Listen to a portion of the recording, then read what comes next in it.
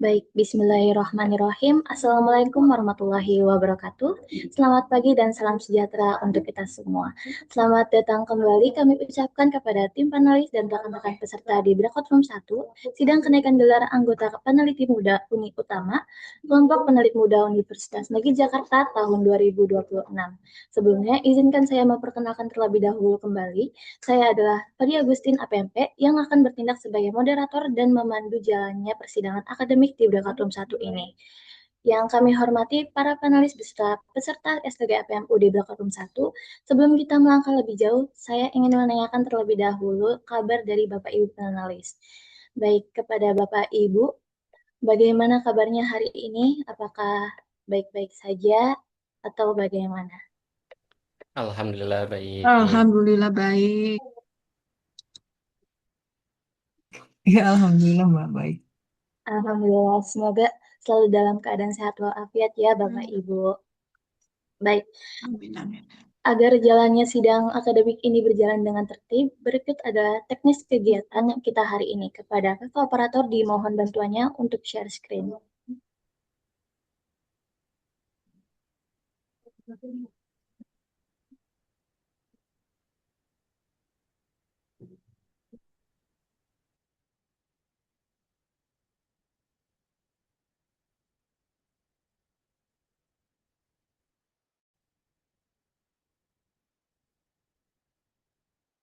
Baik, teknis kegiatan SKG APMN 2026 yang dilaksanakan pada hari Sabtu tanggal 27 Juni 2026 dengan teknis oleh panelis SKG APMU KPM UNJ 2026 di mana panelis harus hadir di ruang Zoom meeting paling lambat selama 10 menit sebelum kegiatan dimulai. Panelis mengikuti seluruh rangkaian sidang sesuai jadwal yang telah ditetapkan panitia. Panelis memberikan kesempatan kepada peserta untuk mempresentasikan karya ilmiahnya selama 10 menit. Setelah presentasi selesai, panelis melaksanakan sesi tanya jawab, diskusi, dan pemberian masukan kepada peserta selama 45 menit per peserta. Dengan alokasi waktu masing-masing panelis selama 15 menit. Panelis memberikan pertanyaan yang relevan dengan substansi penelitian, metodologi, hasil penelitian, serta kontribusi ilmiah dari karya yang dipresentasikan. Panelis memberikan tanggapan, kritik, saran, dan masukan yang konstruktif sebagai bahan penyempurnaan karya ilmiah peserta. Panelis melakukan penilaian terhadap laporan penelitian dan kemampuan presentasi peserta melalui formulir penilaian yang telah disediakan oleh panitia, dan penulis mengisi dan mengumpulkan formulir penilaian sesuai dengan waktu yang telah ditentukan. Boleh ada lagi, Kakak? Baik. Teknis untuk peserta SKG FMU KPM UNJ 2026, di mana peserta hadir di ruang Zoom meeting paling lambat 15 menit sebelum kegiatan dimulai. Peserta menyiapkan perangkat presentasi, file presentasi, serta jaringan internet yang memadai selama kegiatan berlangsung. Peserta melakukan presentasi karya ilmiah di hadapan panelis selama 10 menit untuk memaparkan latar belakang penelitian, tujuan penelitian, metodologi, hasil penelitian, serta kesimpulan penelitian. Kemudian, setelah presentasi selesai, peserta mengikuti sesi tanya jawab bersama 3 panelis selama 45 menit dengan alokasi waktu masing-masing panelis selama 15 menit. Peserta wajib menjawab pertanyaan panelis secara ilmiah, sistematis, dan berdasarkan data penelitian yang dimiliki. Terus yang terakhir, seluruh rangkaian presensi dan sesi tanya jawab dilakukan secara bergiliran sehingga seluruh peserta menyelesaikan proses sidang. Baik, terima kasih kakak operator atas cashpin-nya. Baik, selanjutnya kita akan langsung saja mulai ke sesi presentasi untuk peserta pertama. Kepada Saudari Ismi Nadila Alhamid APMM dengan judul KTI Pengaruh Efektivitas Program Bank Sampah dan Pelaksanaan Tanggung Jawab Sosial Perusahaan Terhadap Tingkat Pemberdayaan Masyarakat. Apakah sudah siap, Kak? Sudah. Baik, waktu presentasi Anda adalah 10 menit. Sesi presentasi dimulai sejak Anda berbicara. Kepada Saudari Ismi, dipersilahkan. Boleh dibantu share screen nggak untuk operator?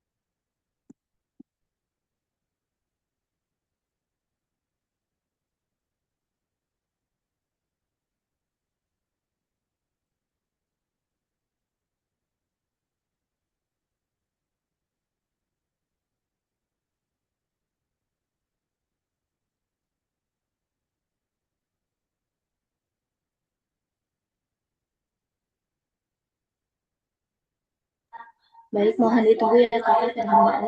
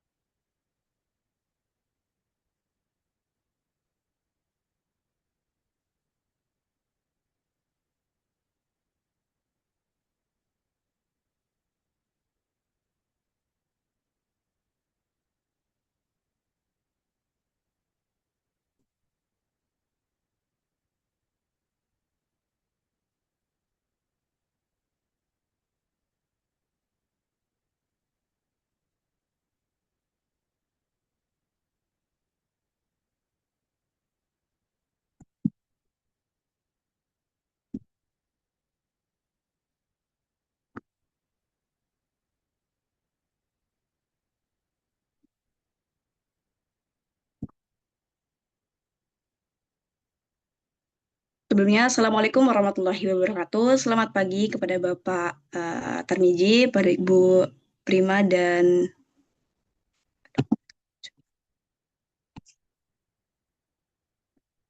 Ibu Dini selaku panelis pada pagi hari ini. Pada kesempatan ini saya akan memaparkan penelitian yang berjudul Pengaruh Efektivitas Program Bank Sampah dan Pelaksanaan Tanggung Jawab Sosial Perusahaan terhadap Tingkat Pemberdayaan Masyarakat Studi Kasus Bank Sampah Giat binaan PT KM Indonesia di RW 003 Sukapura, Jakarta Utara di bawah dosen pembimbing Ibu Dr. Rusfadia Saktianti Jasa MSI dan Ibu Ati Kuryawati MSI. Boleh di next. Oke, pemberdayaan masyarakat merupakan salah satu proses bertujuan untuk meningkatkan kapasitas dan kemandirian masyarakat agar mampu mengolah sumber daya yang dimiliki secara optimal. Nah, dimensi utama pemberdayaan masyarakat biasanya itu terdiri dari 3, yaitu enabling, empowering, dan protecting. Nah, selain itu, pemberdayaan masyarakat juga mencakup dimensi sosial, struktural, dan ekologis. Hal ini sejalan dengan pendapat Muntasir dan Sipaltuar yang menyatakan bahwa pemberdayaan berfokus pada peningkatan kemampuan masyarakat agar bisa mandiri. Gitu. Namun dalam praktiknya proses pemberdayaan sendiri itu masih banyak menghadapi berbagai kendala, partisipasi masyarakat yang rendah, keterbatasan akses terhadap pendidikan dan pelatihan, serta lemahnya infrastruktur menjadi faktor yang menghambat berhasilan program pemberdayaan. Selain itu, masyarakat juga cenderung bergantung pada bantuan eksternal. Nah, Indonesia juga menghadapi permasalahan lingkungan nih yang cukup serius. Salah satunya itu adalah pengolahan sampah. Permasalahan pengolahan sampah ini menjadi isu lingkungan utama yang paling mendapat perhatian masyarakat Indonesia pada kuartal 2 di tahun 2025. Nah, menurut data Kementerian Lingkungan Hidup dan Kehutanan pada tahun 2024, sebanyak 40,26% atau sebanyak 13,77 juta ton sampah itu belum tertangani dengan maksimal. Nah, di Jakarta sendiri volume sampah per harinya itu bisa mencapai 7.500 sampai 8.000 ton per hari, dengan 90% itu masih dibuang ke TPA Bantar Gebang. Baik, next.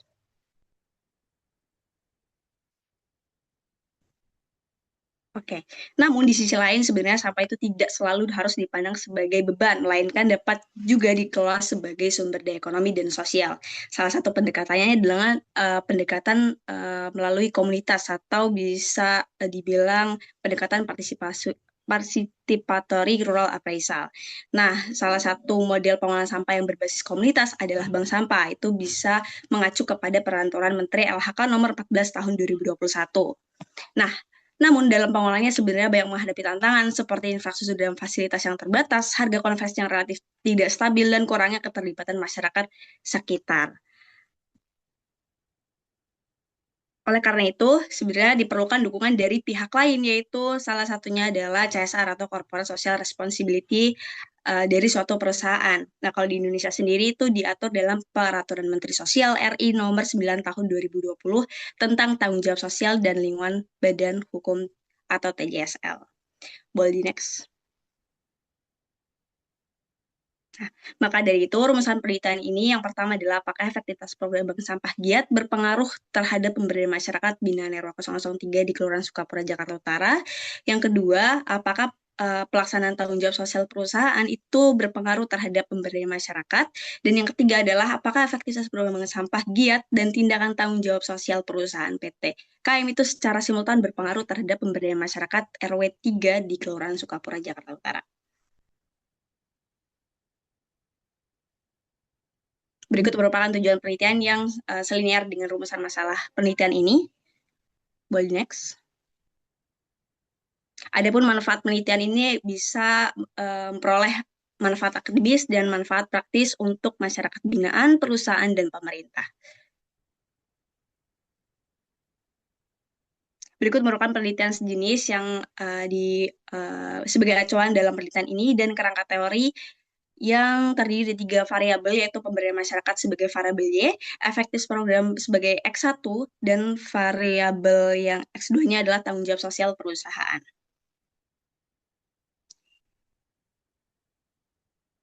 Berikut merupakan kerangka berpikir dan hipotesis penelitian. Ada 3 hipotesis penelitian di penelitian ini.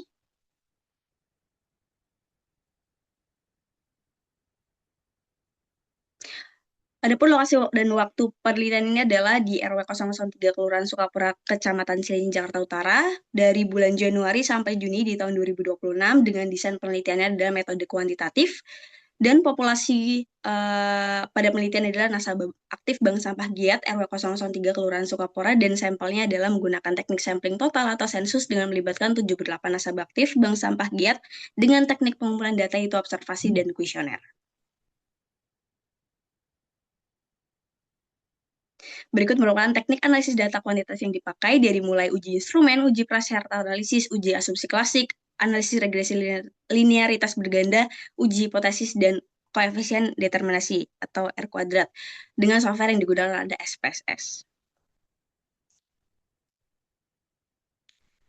Hasil uji validitas pada penelitian ini adalah yang pertama adalah variabel pemberdayaan masyarakat dengan memiliki 17 item valid dari 20 item dengan 3 yang dieliminasi pada pengambilan kuesionernya. Selanjutnya,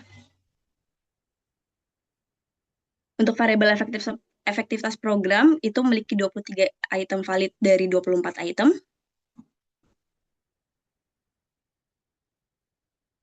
Dan yang terakhir adalah pelaksanaan tanggung jawab sosial perusahaan dengan 15 item valid dari 16 item.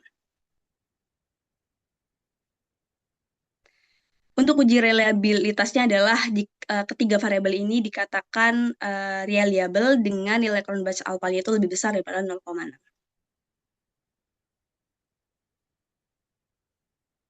Berikut merupakan gambaran umur lokasi. Luas wilayah Sukapura itu sekitar 561,4 hektar dengan tingkat kepadatan penduduk di Kelurahan Sukapura mencapai 10.454 jiwa per kilometer persegi, yang dikatakan bisa dibilang ini tingkat kepadatannya cukup tinggi.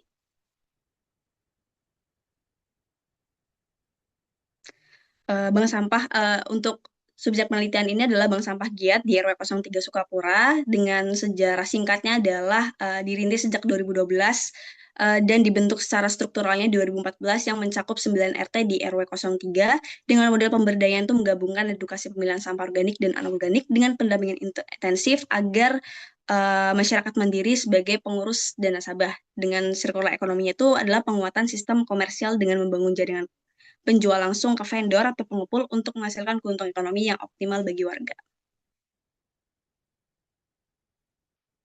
Berikut merupakan karakteristik respondennya dengan mayoritas 76% itu perempuan untuk respondennya, dan karakteristik berdasarkan usia itu paling tinggi di usia 46 sampai 50 tahun. Selanjutnya, mayoritas pendidikan di responden ini adalah SMA sederajat dan berdasarkan pekerjaannya adalah sebagai ibu rumah tangga. Untuk pendapatannya sendiri per bulan adalah kurang dari 2 juta dengan sebanyak 74% karena memang mayoritasnya adalah ibu rumah tangga, dan penghasilan di bank sampahnya paling tinggi itu di kisaran 200 sampai 400 ribu per tahun. Ini merupakan nasabah berdasarkan waktu bergabung dengan paling tinggi itu di 2017 karena memang sempat nonaktif dan baru aktif lagi di tahun 2017. Dan selanjutnya adalah frekuensi penyetoran bank sampah itu paling banyak di 1 kali dalam sebulan. Berikut merupakan berdasarkan RT dan berdasarkan jenis sampah itu paling tinggi di jenis gabruk. Itu merupakan data penelitiannya dari hasil uji statistik deskriptif variabel pemberdayaan masyarakat.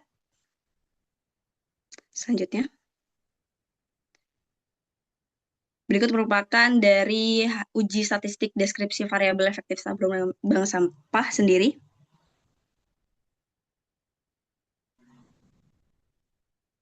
Nah, uji prasyarat dengan pengambilan keputusannya itu lebih dari 0,05, maka data tersebut akan dikatakan terdistribusi normal. Dan pada penelitian ini diperoleh 0,2, yaitu lebih besar daripada 0,5, dapat disimpulkan bahwa data penelitian ini berdistribusi normal.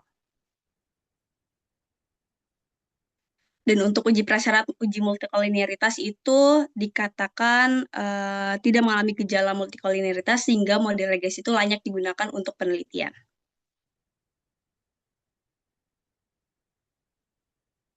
Untuk uji heteroskedastisitasnya dapat dilihat titik-titik menyebar acap tanpa pola di sekitar angka 0 pada sumbu Y, sehingga disimpulkan model regresi bebas dari heteroskedastisitas dan layak digunakan untuk analisis selanjutnya. Setelah dilakukan uji prasyarat, maka akan dilakukan uji regresi berganda dengan nilai koefisien sebagai yang ada di layar, dengan setiap kenaikan suatu satuan X1 dan X2 akan meningkatkan Y masing-masing sebesar 0,412 dan 0,125 secara ceteris paribus atau secara konstan. Untuk uji hipotesis sendiri, di sini T hitung dari efektivitas program itu 4,089, itu lebih besar daripada T tabel, yaitu 1,991, yang menandakan bahwa efektivitas program bank sampah itu berpengaruh signifikan terhadap pemberdayaan masyarakat. Sedangkan T hitung dari tanggung jawab sosial perusahaan itu sebesar 1,432, lebih kecil daripada 1,991, dikatakan tanggung jawab sosial perusahaan itu tidak berpengaruh signifikan terhadap pemberdayaan masyarakat. Untuk uji F-nya sendiri, dengan tujuan untuk apakah kedua variabel independen tersebut berpengaruh secara simultan atau tidak, di sini diperoleh variabel efektivitas program bank sampah dan tanggung jawab sosial perusahaan itu secara simultan berpengaruh signifikan terhadap pemberdayaan masyarakat. Nah, ini untuk uji koefisien determinasi dengan tabel model summary-nya, diketahui nilai R-square-nya itu sebesar 0,595, maka berkesimpulan bahwa sumbangan pengaruh variabel independen terhadap variabel dependen itu secara simultan atau bersama-sama sebesar 59,5%, sedangkan sisanya sebesar 40,5% dipengaruhi variabel lain di luar penelitian ini. Ini merupakan hasil dari pengujiannya dengan H1 diterima bahwa X1 itu berpengaruh signifikan terhadap Y, dengan yang kedua adalah H2 ditolak dengan tanggung jawab sosial perusahaan atau variabel Y itu tidak berpengaruh secara secara signifikan terhadap pemberdayaan masyarakat, dan yang terakhir adalah H3 diterima, yaitu secara bersama-sama X1 dan X2 itu berpengaruh signifikan atau secara simultan terhadap Y yang berkontribusi sebesar 59,5%.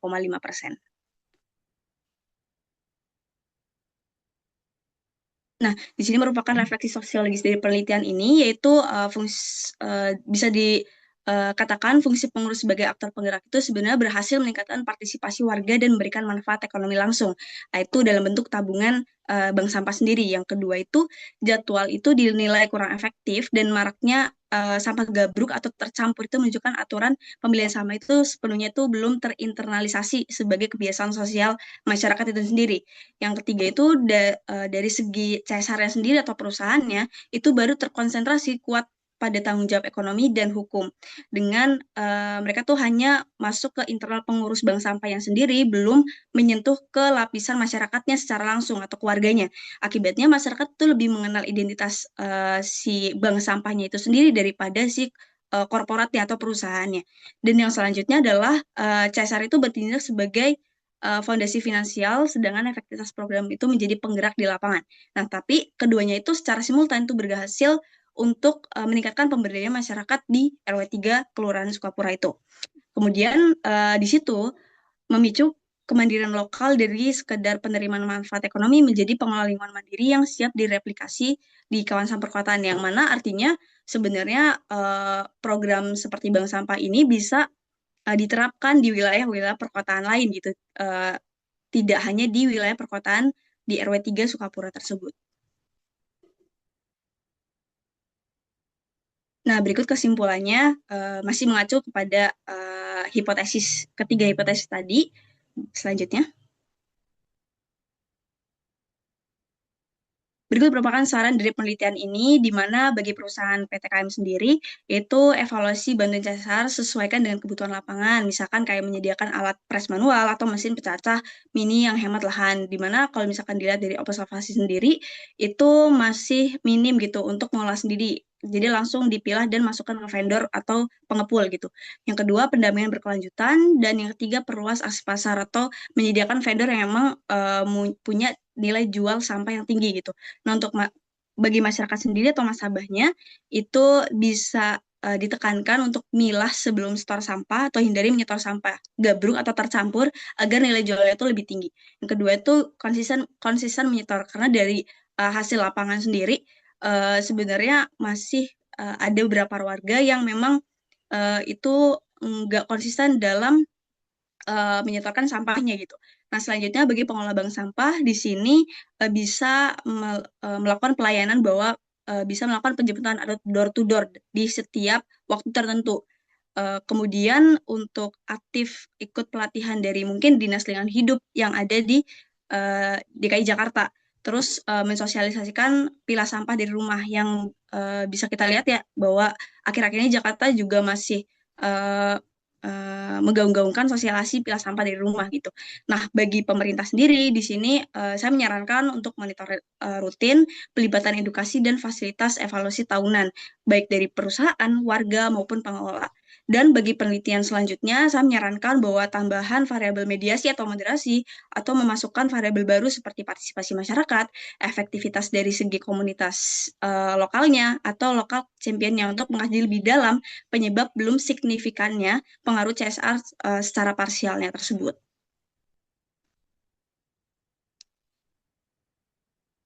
Mungkin sekian presentasi dari saya kembalikan ke moderator. Baik, terima kasih kepada Saudari Ismi atas pemaparan materinya. Selanjutnya, kita memasuki ke sesi tanya jawab, diskusi, serta pemberian masukan konstruktif oleh tim panelis dengan total durasi 45 menit, dengan masing-masing panelis mendapatkan alokasi waktu maksimal 15 menit.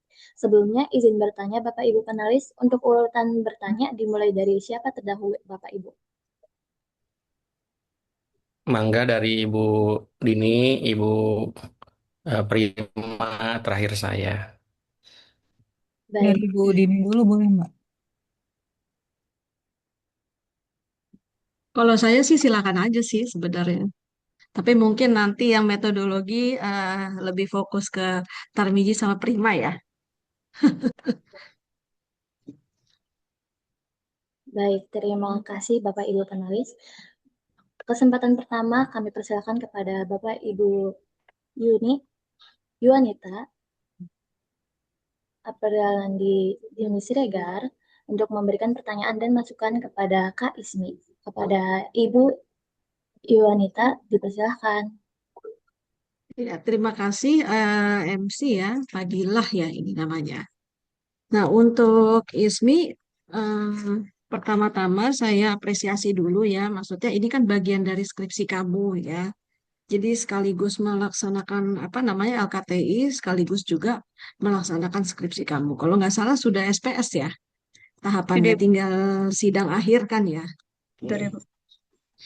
Iya. Nah, untuk pertanyaan atau juga nanti apa namanya masukan ya, saya bagi 3 poin, yaitu bagian metodologi, tapi nanti porsinya lebih banyak ke Tarmiji sama pertanyaan dari Bu Prima ya, yang memang dosen metodologi kuanti ya. Kemudian mengenai eh, urban problems-nya, karena saya kan sosiologi kota, dan kemudian CSR-nya ya. Kebetulan saya memang juga apa namanya pernah melaksanakan pengabdian dan juga penelitian di PT Komatsu ya, bagian CSR-nya ya. Jadi case study yang digunakan oleh ISMI. Makanya saya nggak asing ya dengan program CSR-nya Komatsu. Oke, yang pertama adalah metodologi ya.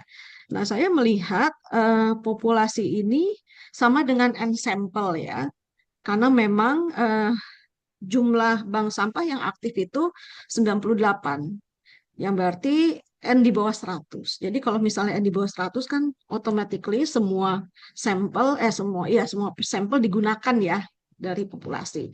Tapi kemudian sampel itu berkurang menjadi 78 ya.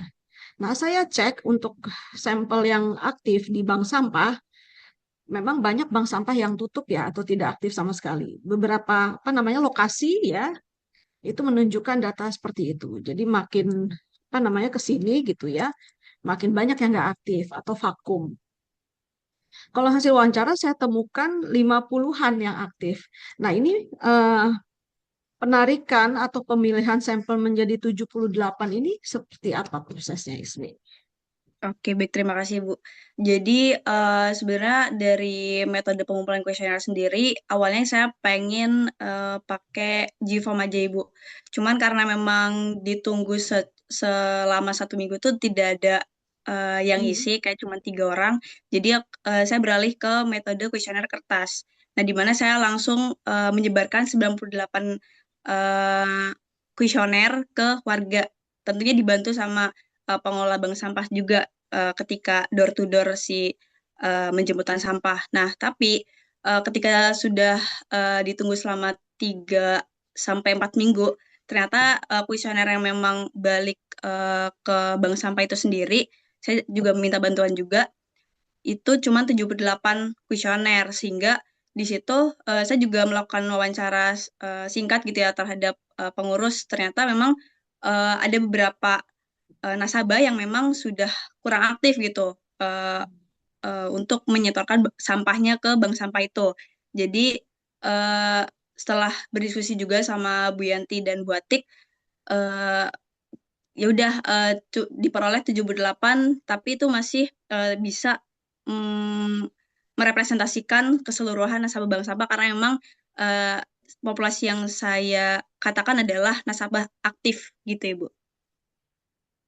Ya, mungkin nanti diceritakan ya, maksudnya pas saat mengecil dari misalnya 98, kemudian menurun ke 78 ya, kemudian hasil wawancara itu misalnya 50 yang aktif gitu ya, dan jadi menjadi pertimbangan, maksudnya penarikan sampelnya menjadi 78 gitu ya.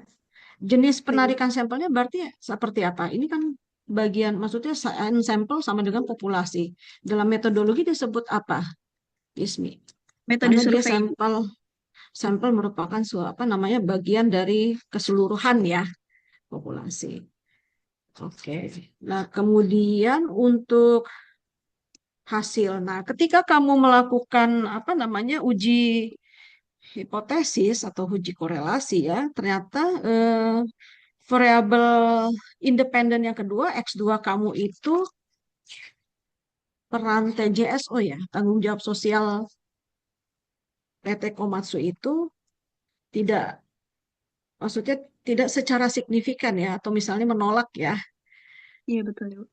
berpengaruh terhadap pemberdayaan masyarakat. Memang kalau misalnya diuji X1 dan X2-nya, nah itu memang secara simultan kalau memang mempengaruhi ya pemberdayaan masyarakat. Tapi kalau yang uji hanya satu variabel, X2-nya ke Y, itu tidak pengaruh ya. Apa penyebabnya menurut Isra? Kalau dari saya sendiri, saya melihatnya ketika eh, CSR itu kenapa tidak berpengaruh secara parsial ya, atau tidak berpengaruh secara signifikan dari variabel si pemberdayaan masyarakatnya gitu. Karena dia tuh fokus ke internal si pengurus bank sampahnya itu sendiri. Jadi masyarakat itu nggak terlalu mengenal si CSR-nya terhadap atau kurang kurang berpengaruh atau kurang berkontribusi terhadap program bank sampahnya itu sendiri secara di lapangan masyarakatnya ya. Jadi bank sampah CSR-nya sendiri tuh hanya mengontrol atau memonitor internal dari pengelola bank sampahnya, Ibu. Jadi masyarakat kurang terpapar aja gitu dari informasi-informasi yang dikeluarkan dari CSR-nya. Begitu, Ibu. Oke, kalau misalnya ada hasil seperti ini ya, seharusnya sebagai peneliti kamu juga cross-check ke bagian CSR-nya Komatsu. Di situ kan ada alumni kita ya, Agnes ya. Maksudnya seperti ini, apa kendala misalnya CSR Komatsu itu tidak langsung terasa ya ke masyarakat ya. Nah, kamu harus wawancara dari pihak CSR-nya. Saya belum menemukan tuh ya, maksudnya hasil wawancara kenapa X2 tidak berpengaruh secara signifikan kepada Y atau dependent variabelnya. Ya, soalnya ini signifikan gitu. Kalau dugaan saya, karena memang kan saya juga pernah menggarap ya, maksudnya penelitian masalah sosial, kemudian juga pengabdian ya di apa namanya Komatsu ini. Yang pertama, sebenarnya CSR itu langsung dipegang memang pegawai tetap yayasan itu kan ada Agnes ya ininya apa namanya alumni kita. Tapi lihat deh perekrutan di lapangan itu mahasiswa. Mahasiswa kan menggunakan skema magang atau internship, yang mana yang namanya magang paling 3 sampai 4 bulan. Habis itu berganti. Jadi memang nggak sustain. Jadi mahasiswanya berganti terus ya. Jadi mungkin attachment terhadap lapangan atau misalnya warga binaan kurang nih ya. Salah satu cara misalnya masukan kamu kepada CSR ya, mungkin penempatan pendampingan tetap ya yang direkrut oleh PT Komatsu tidak melalui permagangan atau internship. Jadi mungkin lebih berasa 1 tahun gitu kan, misalnya mendampingi warga binaannya. Ya, jadi memang turnover atau silih bergantinya mahasiswa magang itu memang sedikit banyak gitu ya mempengaruhi representasi dari PT Komatsu di lapangan ya. Itu yang pertama ya. Tapi kamu harus menggali gitu. Kemudian ini kan arahnya kan pemberdayaan perempuan karena kan mayoritas ibu-ibu rumah tangga tidak punya penghasilan, kemudian di upgrading gitu ya, dikasih skill memilah sampah buat bank sampah. Tapi saya lihat 200 sampai 400 ribu per tahun itu kan per tahun ya angkanya ya.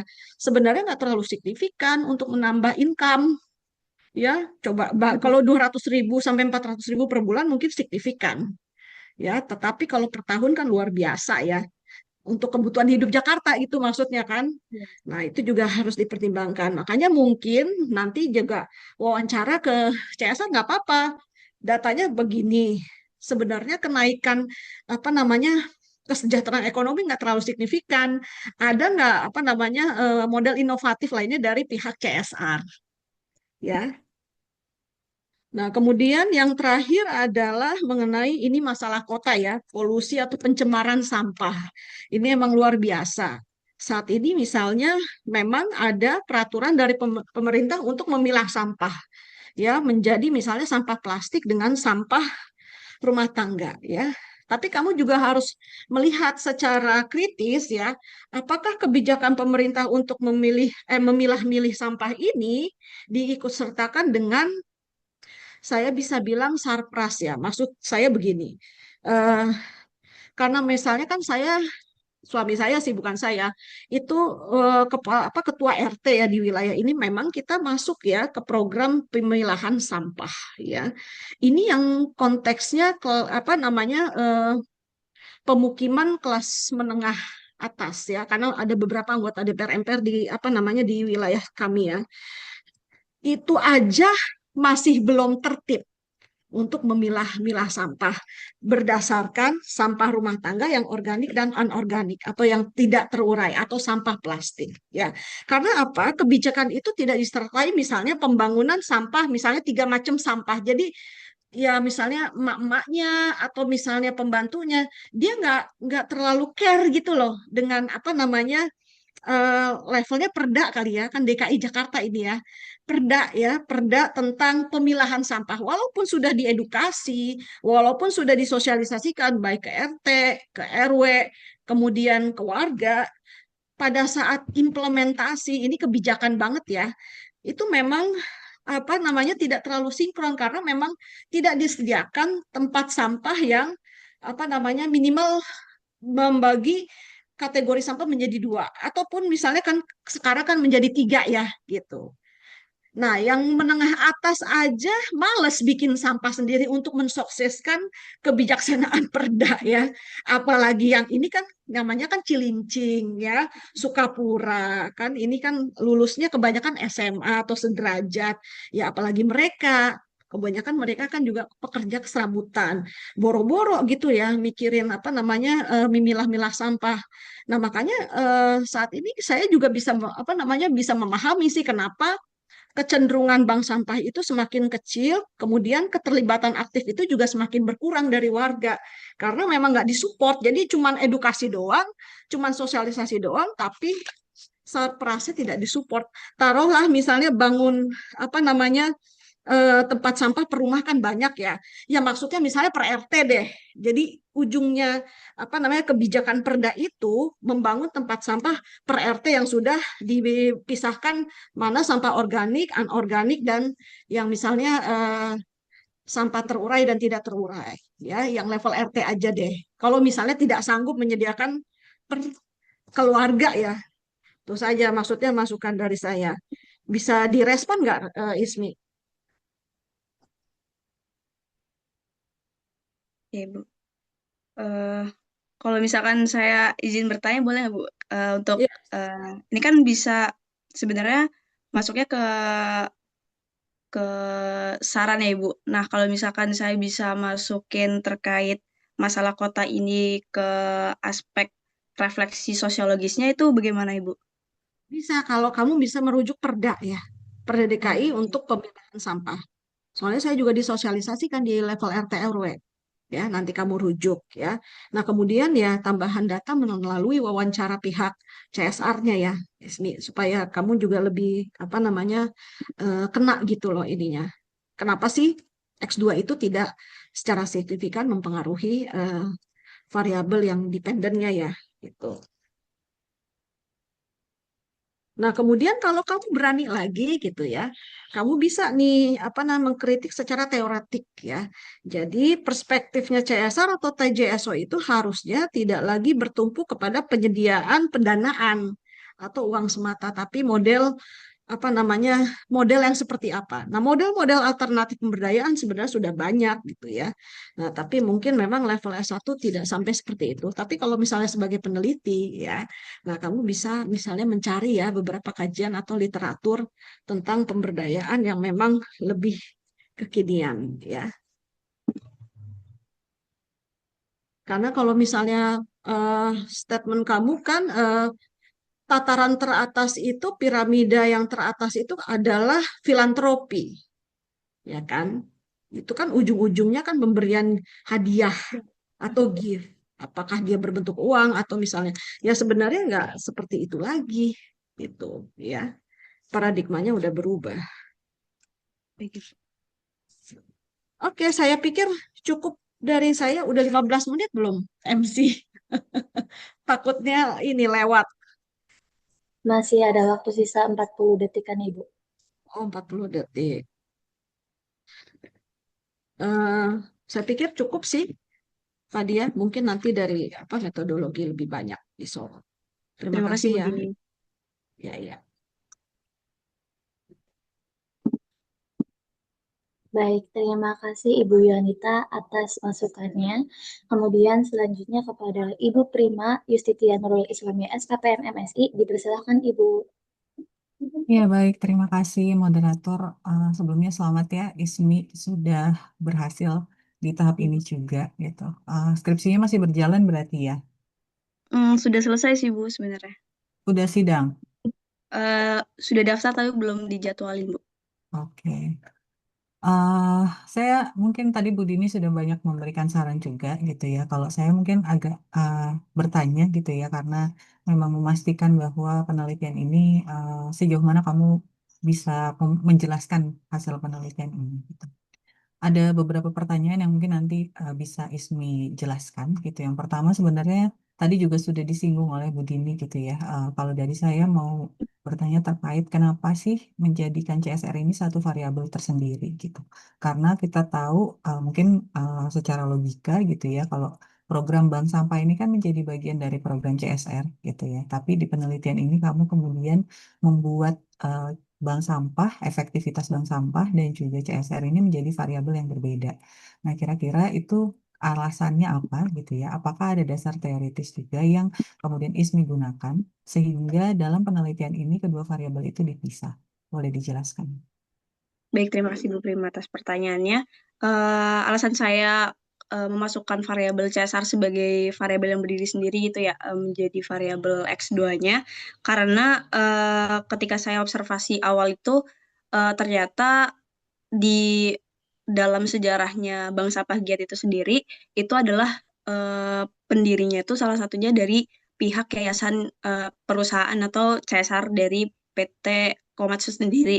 Jadi di situ saya pengen melihat gitu, karena sudah berdiri sekitar 4 12 tahun berjalan gitu. Apakah memang CSR sendiri itu masih efektif atau mereka tuh sebenarnya udah kurang berpengaruh gitu terhadap berjalannya program bank sampah itu sendiri. Jadi saya tertarik untuk melihat lagi gitu ya, supaya ini juga menjadi saran untuk CSR dari PT Komatsu sendiri ke depannya itu akan seperti apa gitu, berimpact kepada program bank sampahnya itu sendiri, Bu. Oke, jadi sebenarnya duluan berdirinya berarti program bank sampah ini adalah memang dari awal menjadi bagian dari program CSR di PT Betul, Ibu.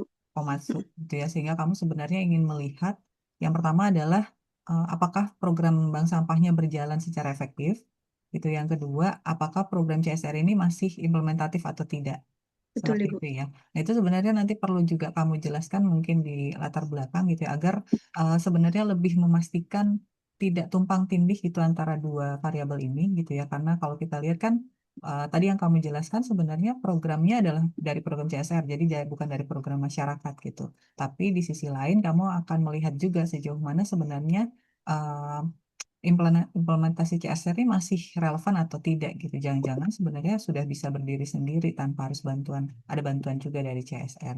Nah, itu nanti mungkin ada pertanyaan yang lain. Tapi dari saya yang pertama mungkin bisa tadi dipastikan gitu ya bahwa ini adalah dua konsep yang berbeda gitu dalam konteks membuat variabel untuk X-nya jadi berbeda gitu.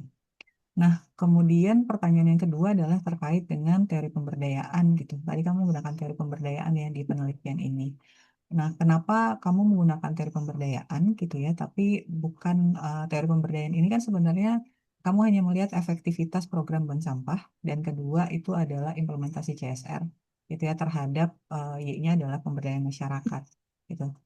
Sebenarnya kalau saya lihat sebenarnya mungkin apakah kamu menggunakan eh, teori yang lain selain pemberdayaan untuk melihat fenomena ini gitu, karena kalau kita lihat sih sebenarnya ada apa ya, variabel CSR kan tidak berpengaruh secara parsial, betul ya? Gitu. Betul. Sehingga kalau kita lihat dan di sini tadi Bu Dini juga sudah sampaikan semacam ada kontradiksi karena sebenarnya yang menjadi apa namanya objek dari program gitu ya atau penerima programnya atau penerima manfaatnya itu kan sebenarnya bukan masyarakat secara keseluruhan atau yang kemudian bergabung saja di dalam bank sampah. Nah, sejauh mana sebenarnya kamu kemudian bisa melihat program pemberdayaan ini dari kacamata penelitian kamu gitu? Husni? Boleh dijelaskan sedikit? Eh, Berarti sejauh mana program ini eh, berpengaruh terhadap pemberdayaan masyarakatnya itu sendiri ya, Bu? Iya, betul. Sebenarnya kalau misalkan yang saya lihat ya dari program bank sampah ini sendiri, kalau di dalam lapangan sendiri itu sebenarnya seperti yang Ibu Budini katakan tadi ya, karena memang impact dari ekonominya sendiri itu sebenarnya kurang terasa karena memang cuman kalau dari data sendiri 200 sampai 400 ribu per tahun gitu ya. Nah, kalau melihat dari kondisi eh, lapangannya sendiri, sebenarnya di situ juga banyak sampah yang memang mereka juga mengolah bank sampahnya itu cuman mengolah anorganik gitu tanpa mengolah organik. Jadi sebenarnya kalau misalkan dari lapangannya sendiri menurut saya sih kurang efektif ya. Eh, dan mungkin karena memang dari penelitian ini indikator-indikator yang saya pakai itu memang kurang spesifik atau eh, kurang mengacu terhadap lingkungan sekitar yang saya observasi. Jadi saya cuma mengacu terhadap teori-teori yang saya pakai gitu Ibu. Jadi kayak eh, kurang sesuai gitu sebenarnya sama apa yang terjadi di lapangan. Iya, sebenarnya kalau menurut saya sih mungkin sesuai gitu ya kalau kita lihat gitu karena tadi kan kamu kan menjelaskan bahwa memang secara simultan berpengaruh gitu ya, tapi secara parsial ada yang tidak berpengaruh dalam artian si bank sampahnya mungkin berpengaruh terhadap pemberdayaan masyarakat dalam aspek yang mana saja. Nah, itu sebenarnya perlu kamu perjelas di analisisnya. Sejauh mana sebenarnya dia kemudian meningkatkan pemberdayaan masyarakatnya di aspek yang mana gitu. Karena pemberdayaan masyarakat itu kan ada tahapannya. Nah, di bank sampah ini kemudian masuknya ke tahapan yang mana nih? Yang kemudian meningkatkan pemberdayaan masyarakatnya. Jadi tidak tidak harus semua aspek dalam pemberdayaan masyarakat kemudian ada apa ya terpengaruh karena adanya program bank sampah. Tapi di sisi lain kalau ternyata secara parsial eh, CSR-nya ini sebenarnya tidak berpengaruh terhadap pemberdayaan masyarakat. Nah, itu kemudian kamu bisa masukkan sisi kritisnya di situ, apa yang kemudian menyebabkan CSR-nya itu tidak berpengaruh. Itu yang sebenarnya perlu lebih diperdalam gitu ya dalam konteks analisisnya gitu, sehingga yang kamu jelaskan hasil temuannya itu kemudian bisa berbicara lebih banyak gitu dibandingkan hanya berpengaruh tidak berpengaruh gitu ya. Kemudian signifikan atau tidak signifikan. Kenapa kemudian tidak signifikan gitu ya? Kenapa kemudian dia signifikan apa saja kemudian yang kemudian berdampak di masyarakat. Nah, itu yang sebenarnya perlu diperdalam lagi tadi juga sudah dijelaskan oleh Bu Dini gitu ya. Penjelasannya itu nanti bisa dijelaskan untuk kemudian dianalisis gitu. Nah, kemudian kalau dari saya, kenapa pertanyaannya tadi ya terkait dengan populasi dan sampel gitu. Kenapa hanya melibatkan anggota bank sampah, tidak melibatkan seluruh masyarakat di situ untuk jadi anggota apa sampel penelitian atau populasi? Oke, sebenarnya kenapa alasan mengapa cuma nasabah bank sampah sendiri itu karena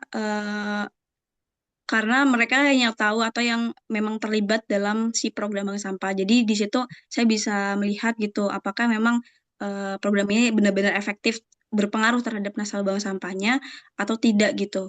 Jadi seperti itu sih Bu. Oke, nah itu sebenarnya generalisir terhadap masyarakat dan penerima manfaat yang kemudian tergabung dalam bank sampah itu perlu juga dibatasi gitu ya. Sehingga nanti ketika ada yang bertanya, kalau ternyata seluruh masyarakat tidak kemudian bergabung seluruhnya ke bank sampah, itu kan harus ada pembatasan siapa yang kemudian bergabung. Jadi tidak seluruh masyarakat di situ ternyata yang kemudian mendapatkan manfaat dari keberadaan bank sampah. Nah, agar tidak kemudian digeneralisir, oh semua masyarakat mendapatkan manfaatnya. Mungkin tahu batasannya mungkin kalau di pemberdayaan masyarakat dia tahu tapi kemudian tidak implementatif gitu ya. Nah, di sini dia mungkin tahu programnya tapi tidak terlibat. Nah, kamu perlu membedakan itu sehingga ketika tadi bicara tentang efektivitas program, efektivitas bank sampah, kemudian kenapa dia tidak signifikan pemberdayaannya padahal sudah 12 tahun, mungkin hal-hal ini juga kemudian bisa kamu masukkan sebagai apa ya, poin untuk analisisnya gitu. Ke Nah, pertanyaan yang lain nanti kalau waktunya udah habis mohon diinfokan ya Mbak. Pertanyaan lain sebenarnya terkait dengan bagaimana kamu mendefinisikan pemberdayaan di variabel Y gitu. Karena di sini kan kamu pakainya skala Likert ya Ismi ya. Baik Ibu. Betul. Iya Bu, betul. Berarti dari persepsinya si masyarakatnya gitu. Nah, pertanyaannya sebenarnya sebagai peneliti, bagaimana kamu bisa memastikan bahwa yang ditanyakan dalam konteks pemberdayaan ini, gitu ya, bukan hanya persepsinya responden atau kemudian yang menerima, bukan hanya persepsinya dia aja gitu, bahwa saya ini sudah berdaya gitu. Tapi kemudian bagaimana kamu memverifikasi itu sebagai bentuk adanya pemberdayaan atau hasil dari program gitu. Kalau menurut kamu seperti apa? Hmm, kalau dari saya sendiri, eh, di sini kan saya membagi beberapa dimensi ya. Pertama itu ada terpenuhnya kebutuhan dasar, terus kemudian ada akses terhadap sumber daya, kesadaran terhadap potensi diri, dan seterusnya gitu. Nah, kalau dari saya sendiri, membaginya itu kan pakai skala Likert gitu, dari tidak setuju sampai sangat setuju gitu. Nah, di situ lebih ke perspektif mereka sendiri, apakah mereka tuh sudah memang memenuhi kebutuhan dasarnya atau tidak atau belum gitu Ibu. Atau kemudian akses terhadap sumber daya mereka juga sudah emang mudah atau malah memang nggak ada informasi sama sekali gitu terhadap sumber daya yang ada di masyarakat atau yang disediakan oleh CSR itu sendiri. Oke, Seperti itu. berarti sebenarnya aspek pemberdayaannya tadi akses sumber daya gitu ya, kemudian peningkatan ekonomi yang kemudian kamu masukkan sebagai aspek pemberdayaan di dalam Betul. penelitian ini. Sehingga yang dia rasakan adalah ketika terjadi peningkatan ekonomi atau dia lebih mudah mengakses sumber daya gitu. Nah, itu nanti perlu didetailkan saja gitu ya ketika kamu menjelaskan batasan pemberdayaannya sampai mana nih gitu. Jadi, walaupun kamu bicara tentang hanya dalam persepsinya si masyarakat, tapi jelas ketika dia kemudian mendapatkan benefit, walaupun tadi hanya 200 sampai 400 misalnya, tapi dia dapat benefit. Artinya mungkin programnya sudah diterima dengan baik, walaupun belum maksimal untuk program pemberdayaan. Sehingga batasan-batasan itu kemudian menjadi jelas untuk menjelaskan fenomena ini gitu ya. Apa namanya ISMI. Karena kalau tidak nanti blur gitu. Kamu ngomongin pemberdayaan, oh pemberdayaan yang berhasil, tapi ternyata batasan yang digunakan hanya ekonomi dan juga akses sumber daya gitu ya. Itu yang kemudian perlu apa namanya dipertegas aja di analisis dan juga penjelasan konsep dan teorinya. Nah, kemudian ini pertanyaan terakhir gitu ya. Jika kamu kemudian melihat berdasarkan hasil penelitian ini, tadi pertanyaan juga sudah saya mention sedikit di awal, menurut ISMI sendiri gitu ya, apakah kemudian program bank sampah ini gitu ya akan bisa berjalan secara mandiri ketika program CSR-nya sudah tidak ada? Dari hasil penelitian kamu atau pengamatan kamu, saya nggak tahu sih kamu udah observasi ke lapangan atau belum, atau benar-benar lewat apa namanya GFOM tadi ya, tapi kan kamu nggak bisa dapat GFOM-nya, berarti kan sudah ngelihat ke lapangan. Artinya menurut pendapat ISMI gitu ya, ketika CSR-nya kemudian menghentikan pendanaannya atau seperti apa yang kemudian terjadi sekarang, kira-kira bank sampahnya masih bisa berjalan secara mandiri nggak sih dan berdampak kepada masyarakat nggak? Oke, baik, terima kasih buat atas pertanyaannya. Menurut saya sendiri, jika CSR itu sudah tidak mendanai atau emang melepas gitu secara finansial ya, menurut saya masih bisa berjalan karena memang saya lihat atau saya observasi dari segi pengolahnya itu mereka tuh emang eh, mereka punya kesadaran yang tinggi untuk ngegerakin si masyarakat atau nasabah bank sampahnya. Jadi menurut saya dengan adanya pengelola yang memang terstruktur dan punya kesadaran yang tinggi bisa ngegerakin si masyarakatnya untuk tetap ngejalanin si bank sampahnya itu sendiri sih Bu. Oke, nah itu sebenarnya bisa memperkuat hasil penelitian kamu tadi ya. Walaupun tadi tidak signifikan di CSR-nya, ternyata kalau dia efektivitas untuk meningkatkan pemberdayaannya, itu bank sampahnya harusnya tetap berjalan gitu. Maksudnya jadi ada logika berpikirnya nyambung dari hasil asumsi kamu gitu ya, di hipotesis, temuan dan juga kenyataan di lapangannya seperti apa sekarang. Nah, itu bisa apa namanya dielaborasi untuk kamu analisis. Itu sih kalau dari saya catatan. Yang lain mungkin sarannya gitu ya, tadi terkait dengan teori dan variabel gitu untuk kamu bisa lebih menjelaskan konsep yang terpisah tadi gitu ya.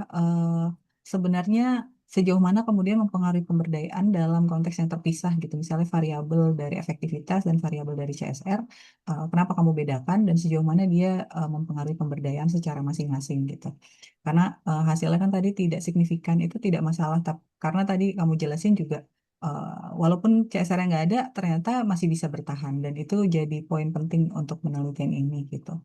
Kemudian akan lebih baik tadi ya statistiknya bisa berbicara lebih dari hasilnya gitu ya ISMI ya sehingga semua yang kemudian muncul angka atau apapun yang ada di dalam hasil penelitian ini itu kemudian tidak hanya jadi angka tapi bisa kamu refleksikan menjadi sebuah analisis gitu.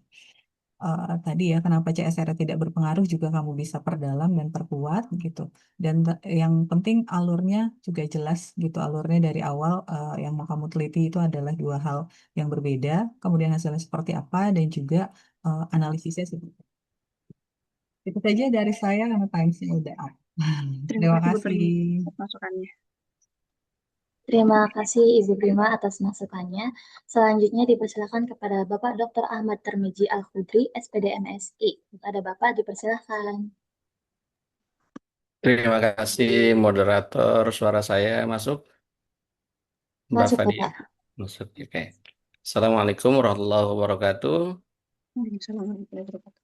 Selamat pagi dan salam sejahtera untuk kita semuanya. Yang saya hormati Ibu Dr. Yuanita Abrilandini selaku panelis 1, Ibu Prima Justisia Nurul Islami, MSI selaku panelis 2, dan yang saya banggakan Saudari Ismi Nadilah ya selaku apa namanya peserta yang ujian APMU ya. Betul, APMU Pak. betul, oke, dan saudari moderator juga.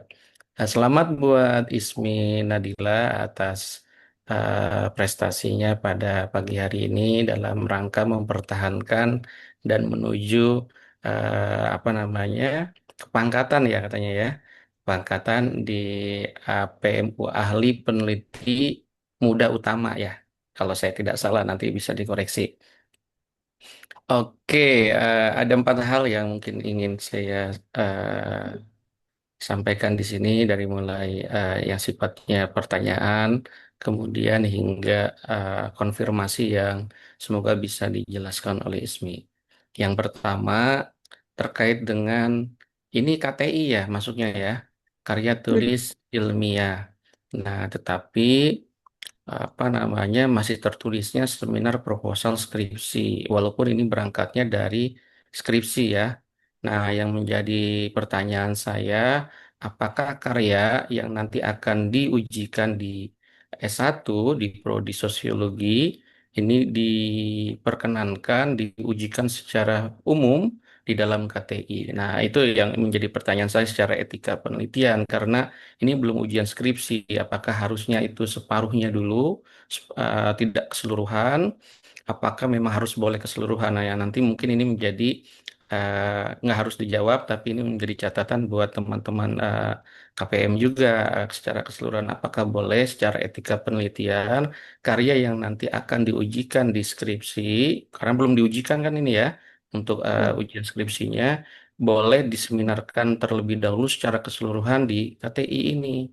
Nah, biasanya kalau yang saya ketahui itu salah satu bagiannya saja supaya tidak ada nanti pengulangan karena ini karya utuhnya ISMI. Kalau memang pun harus utuh harusnya ada pembimbing ISMI di sini. Kalau menurut saya satu poin itu sekaligus pandangan juga masukan dalam konteks etika penelitian. Yang kedua, nah ini baru masuk dalam substansi. Saya tidak ingin menguji dalam artian terlalu jauh karena karya ini akan diujikan nanti di skripsi. Tapi sebagai saran dan masukan, yang pertama yang ingin saya tanyakan kepada Ismi itu, apakah tadi kan judulnya ada 3 variabel ya, variabel X1, X2, dan variabel Y. Betul ya? Betul, Bapak. Berarti variabel dependennya 1, independennya 2. Betul, Pak. Apakah antara program bank sampah dan pelaksanaan tanggung jawab sosial perusahaan masing-masing berdiri sendiri atau satu kesatuan? Saya ambil contoh gini, kalau masing-masing berdiri sendiri itu pelaksana program bank sampah sendiri, pelaksana CSR sendiri. Atau kalau dia satu kesatuan itu program bank sampah merupakan bagian yang dilaksanakan oleh CSR perusahaan. Yang mana Ismi?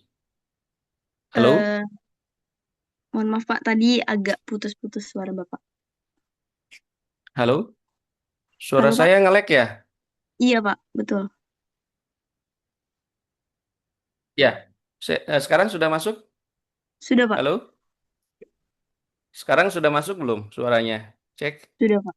Sudah, Pak. Sudah masuk? Sudah, Pak. Oke. Saya ulangi lagi ya. Saya ulangi lagi ya. Ini kan variabelnya ada 3. Variabel X, 1, X2, X1, X2, dan variabel Y ya. Betul ya? Betul, Pak. Oke. Kemudian dependennya 1 ya, independennya 2. Nah, yang menjadi pertanyaan saya, apakah variabel X1 dan X2 efektivitas program sampah itu sendiri, ada pelaksananya sendiri. Terus kemudian pelaksanaan tanggung jawab sosial sendiri. Jadi bank sampah itu bukan programnya CSR. Betul nggak? Coba dijelaskan, Ismi. Oke, Silakan. baik. Baik, terima kasih, Pak Tar. Jadi kalau misalkan dari saya sendiri, program tersebut tuh sebenarnya berdiri sendiri, cuman emang mendapat support dari CSR-nya PT Komatsui, Bapak. Oke, berarti sebenarnya satu kesatuan ya antara bahwa program bank sampah itu disupport oleh CSR perusahaan ya. Iya, Pak. Betul. Oke. Jadi sebenarnya dari sisi berdiri kausalitasnya itu agak agak tipis karena program bank sampahnya disupport oleh CSR sendiri itu sendiri ya. Hmm. Oke, yang kedua, kamu penelitian ini eh, belajar ya, Ismi kan belajar ada penelitian eksplanatif, ada eksploratif ya, ada deskriptif. Ingat nggak? Pasti diajarin sama Bu Yanti. Iya, Pak. Oke, kalau ini jenis penelitian apa? Lebih ke deskriptifnya sih, Pak. Deskriptif. Ya, kamu menguji hipotesis nggak? Oh iya, betul, Pak. Kamu Hipotesis. menguji, oke, kalau menguji hipotesis apa? Eksplanatif, Pak. Kalau eksplanatif itu mendeskripsikan atau menganalisis. Menganalisis. Nah, nanti di tujuannya ganti, bukan mengetahui. Kalau mengetahui, eksploratif. Tapi kalau mendeskripsikan, menjelaskan itu deskriptif. Eksplanatif itu menganalisis. Tujuannya masih mengetahui. Ya, itu. Kemudian, kamu berapa sampelnya? Tadi sudah ditanya sama Bu Dini. Berapa sampelnya? Pakai sensus Tujuh- ya? Betul, Pak. 78, Pak. Oke, jumlah keseluruhannya berapa? Nasabahnya sih dalam catatannya sih 98, Pak. Ya, kenapa yang ambil 78? eh Karena memang eh kalau misalkan di lapangan tuh mereka tuh beberapa yang 20 orang itu tuh udah nggak aktif, Pak, untuk menyetorkan sampahnya. Tapi dalam catatannya emang masih 98. Kamu ambil 78. 78, iya. Halo? Halo, Pak? Ismi. Ya, Ismi jadi mengambil 70. Ismi jadi mengambil 78 ya. Betul, Pak. Halo? Halo, tujuh Pak. puluh delapan ya. Terus kemudian Iya, betul. halo, suara saya masuk? Masuk, Pak. Kak Ismi, suara saya masuk? Oke. Saya coba off cam ya supaya lebih jernih. eh Uji coba terbatasnya pakai berapa sampelnya? Sampelnya 20, Pak. 20 itu diambil dari yang 78 atau bukan? Bukan, Pak. Saya 20? eh, 20 diambil dari nasabah bank sampah, tapi dari bank sampah lain, Pak. Lah, gimana ceritanya? Kan harus satu populasi. Harus satu Sebenarnya populasi. waktu itu tuh sebenarnya saya udah coba tanya sama Bu Yanti ya, Pak. Tapi dari Bu Yantinya sendiri diarahkan buat nyari sampel dari bank sampah lain, Pak. Jadi saya mengikuti saran dari Bu Yanti, Pak. Jadi, uji coba terbatas itu diambil dari populasi. Sementara sebaran kuesioner itu dengan sampling yang sudah kita tentukan tekniknya adalah sampelnya dalam populasi. Jadi dalam populasi bukan populasi yang berbeda. Kalau populasinya sudah berbeda, nanti hasilnya akan berbeda juga. Mungkin nanti bisa didiskusikan sama Bu Prima ya, Bu Prima ya. Ya, harus uji coba itu harus dari populasi yang sama, bukan populasi yang berbeda. Gitu. Nah, makanya kalau diambil, saya pikir 98 itu diambil 20, jadi tinggal 78. Awalnya saya pikirnya itu. Ternyata beda ya. Nah, kalau Beda, Pak. kalau gitu sebenarnya harusnya uji coba itu diambilnya dari populasi yang sama. Oke, Hmm. kemudian itu udah tiga ya. Saya nggak mau banyak-banyak lah. Yang terakhir, tinggal kamu variabel X-nya Iya, satu, Pak. X-nya 2 terhadap Y. Ya. Betul. Lalu kemudian menggunakan uji hipotesis. Regresi linear berganda ya. Betul, Pak. Regresi linear berganda. Nah, regresi linear bergandanya, apa namanya, yang kamu keluarkan nilainya nilai R square atau adjusted R square. R square-nya, Pak. Nah, harusnya Adjusted-nya, Pak. iya. Hmm. Kalau berganda ada dua variabel, satu variabel x-nya lebih dari satu variabel, adjusted R square yang dipakai, bukannya R square. Oke, Pak. Siap. Gitu. Adjusted R square itu karena prediktor kamu lebih banyak daripada satu variabel, kan variabel lebih dari satu. Itu yang dikeluarkan nilai adjusted R square-nya. Terus kemudian apa bedanya uji asumsi klasik dengan persyaratan? Eh, Sebentar. Hmm. Eh, Kita teoritis aja ya Bu Prima ya. Karena nanti dia mau ujian skripsi nih. Jadi sudah seperti ujian skripsi.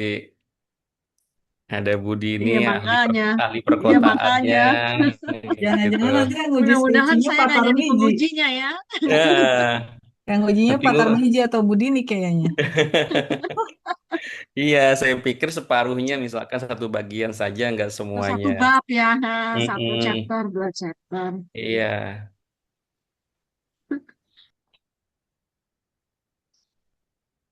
Kalaupun misalkan diujikannya di sini, baiknya sebenarnya ada pembimbing akan lebih bagus. Jadi secara etika ada ada ada ini Iya, Bu proses. Yanti atau Bu Atik tuh DP-nya. Iya, salah satunya. Gimana Ismi? Ismi, Kalau Ismi lagi. Ismi. kalau setahu saya klasik tuh yang buat ini bukan Pak, kayak normalitas sama linearitas. Cuman kalau misalkan yang prasyarat analisis tuh ada yang tiga itu normalitas, multikolinearitas sama heteroskedastisitas, Pak. Nah, kamu pakai dua-duanya. Sebenarnya itu kayaknya ada kesalahan sih, Pak. Kesalahan dalam susunan. Iya, betul, Pak. Eh, jadi sebenarnya kalau dalam penelitian parametrik, uji persyaratan itu sangat penting, ya. Uji persyaratan itu sangat penting. Ada uji normalitas, kemudian aja karena kamu menggunakan dua variabel X, ada uji heterokedastisitas, ada uji multikolinearitas, ada minimal tiga itu. Tapi juga bisa juga memasukkan secara terpisah X, masing-masing X dilihat apa namanya kausalitasnya, maka kemudian ada uji linearitas tetap bisa dipakai juga atau minimal tiga tadi di dalam satu kesatuan. Bisa juga dalam satu kesatuan tadi. Dan itu diletakkan sebelum kamu memasukkan kepada uji hipotesis. Nah, itu letaknya. Jadi dia letaknya tidak setelah uji instrumen, tapi dia letaknya dia setelah kamu mendeskripsikan data kamu. Kemudian ada uji persyaratan. Nah, kenapa penting uji persyaratan atau uji asumsi klasik? Karena penelitian kamu adalah penelitian parametrik. Kalau penelitian yang non parametrik nggak terlalu, nggak harus. Tapi uji uji kecocokan model boleh. Gitu buat ISMI. Jadi nanti menurut saya perlu penguatan-penguatan lagi ya, supaya lebih siap lagi kalau di ujian skripsinya. Saya rasa itu dari saya, tinggal beberapa detik lagi. Saya kembalikan kepada Mbak Fadia Agustin selaku moderator. Terima kasih. Assalamualaikum warahmatullahi wabarakatuh. Terima kasih. Waalaikumsalam warahmatullahi wabarakatuh. Terima kasih Bapak Ahmad atas masukannya. Selanjutnya, agenda kita adalah pengisian formulir penilaian oleh tim panelis selama 10 menit. Kepada Bapak dan Ibu panelis dipersilakan untuk mengisi form penilaian laporan dan presentasi untuk Saudari Ismi melalui tautan yang telah disediakan oleh panitia. Apakah sudah dikirimkan semuanya Bapak Ibu? Sudah, langsung di Google Drive aja ya, berarti nggak usah di-download ya. Benar Bapak. Oke, Waktunya saya saya tinggal. mulai ya, Bapak Ibu. Mulai Oke. dari sekarang.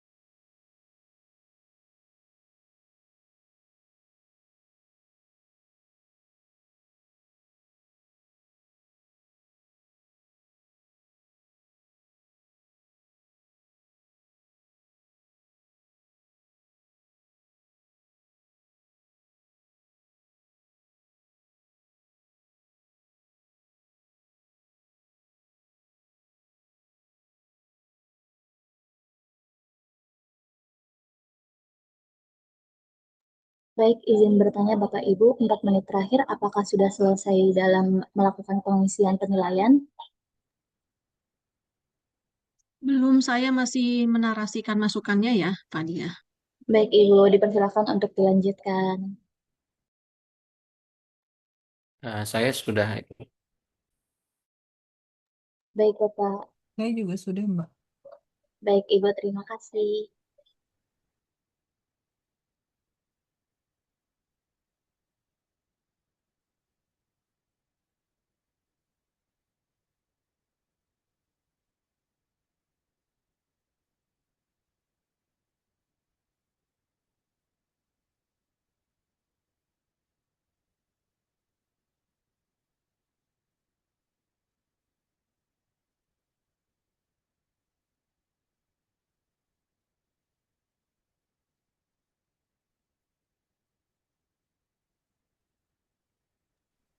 Saya udah selesai, Fadia.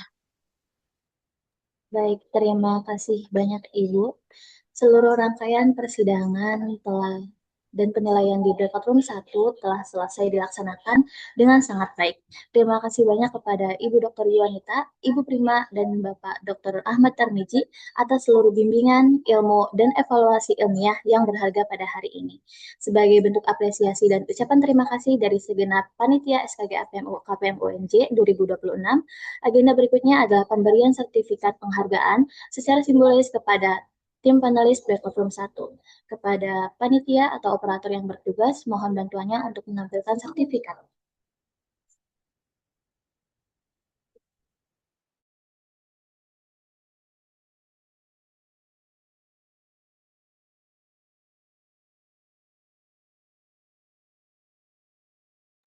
Baik, sertifikat pertama diberikan kepada Ibu Prima Yusitian Nurul Islami SKPM MSI sebagai panelis dalam kegiatan sidang kenaikan gelar anggota peneliti muda utama SKK PMU yang diselenggarakan oleh kelompok peneliti muda Universitas Negeri Jakarta. Jakarta 27 Juni 2026, ditandatangani oleh Kak Brian Louis Sutanto, APMM. Kepada kakak panitia, apakah bisa mengambil tangkapan layar? Oke, baik. Terima kasih, Kak. Baik, dokumentasi akan saya pandu dalam hitungan 3, 2, 1. Oke, baik. Sudah, Fadia. Terima kasih kakak panitia. Boleh selanjutnya kakak operator?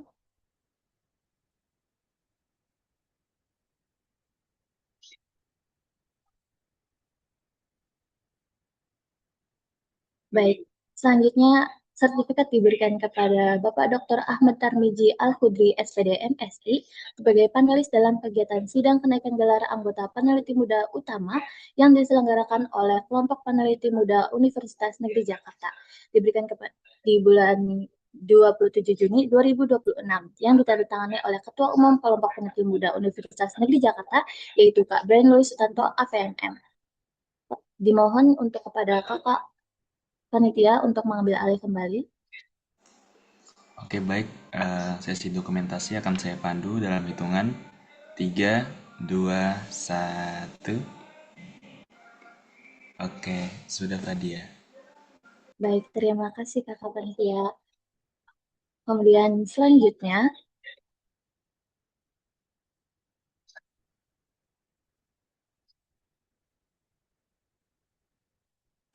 kami serahkan sertifikat ini kepada Ibu Dr. Yuanita Aprilandini Siregar MSI sebagai panelis dalam kegiatan sidang kenaikan gelar anggota peneliti muda utama yang diselenggarakan oleh kelompok peneliti muda Universitas Negeri Jakarta.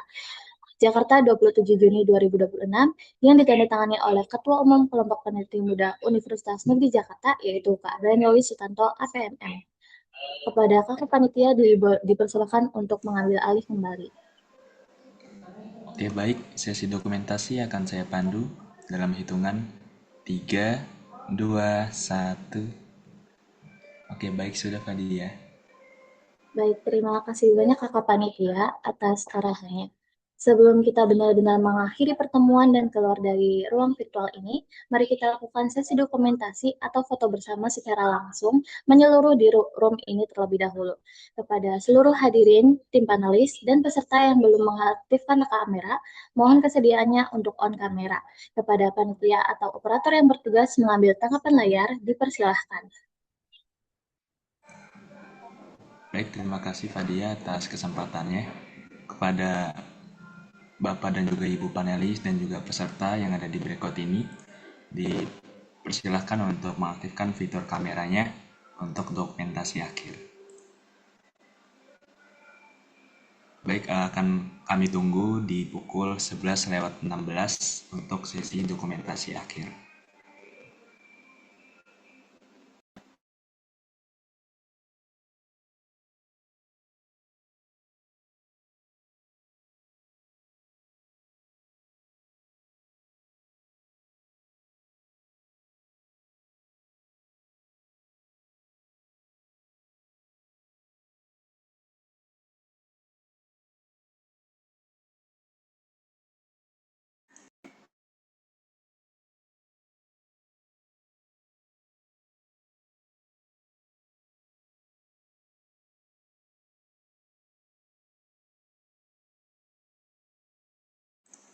Oke, baik Bapak Ibu dan juga para peserta yang ada di breakout ini, saya izin untuk memandu sesi dokumentasi.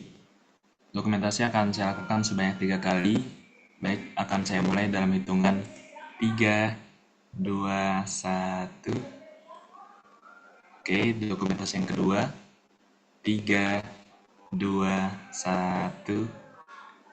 Oke, yang terakhir 3, 2, 1.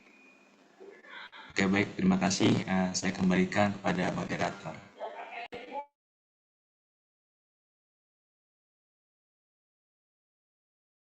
Baik, terima kasih Kakak Panitia. Alhamdulillahirrahmanirrahim telah selesai sudah tugas saya mendampingi Bapak, Ibu, dan rekan-rekan sekalian di breakout room 1 ini. Saya Fadia Agustin, APMP, selaku moderator, pamit undur diri. Mohon maaf atas sebesar-besarnya atas segala kekurangan dan kehilafan selama memandu acara. Dengan ini, seluruh rangkaian acara di breakout room 1 resmi ditutup. Kepada seluruh tim panelis dan rekan-rekan peserta, dipersilakan untuk langsung keluar dan meninggalkan Zoom meeting ini dengan mengklik tombol leave meeting atau out. Terima kasih banyak, selamat melanjutkan aktivitas dan selamat siang. Wabillahi taufiq walhidayah. Wassalamualaikum warahmatullahi wabarakatuh. Waalaikumsalam. Waalaikumsalam. Terima kasih Terima panitia. kasih semuanya. Ya, Sampai jumpa Prima, Tarmiji. Ya, sampai jumpa ini. semuanya. Saya izin live ya. Yuk. Bu Dini, Terima kasih Ibu Ibu Prima. Bu. Apa kabar Bu Dini? Bye, Bu bye, Prima. Ji. Kita satu fakultas aja nggak pernah ketemu ya, Ji. Repot deh. Oke, saya izin live ya. Berarti nggak harus balik ke yang apa namanya Zoom yang awal kan ya, langsung keluar aja ya Fadiah ya. Benar Ibu, langsung keluar saja dari breakout room. Oke, I see. Terima kasih banyak ya Ibu, Bapak.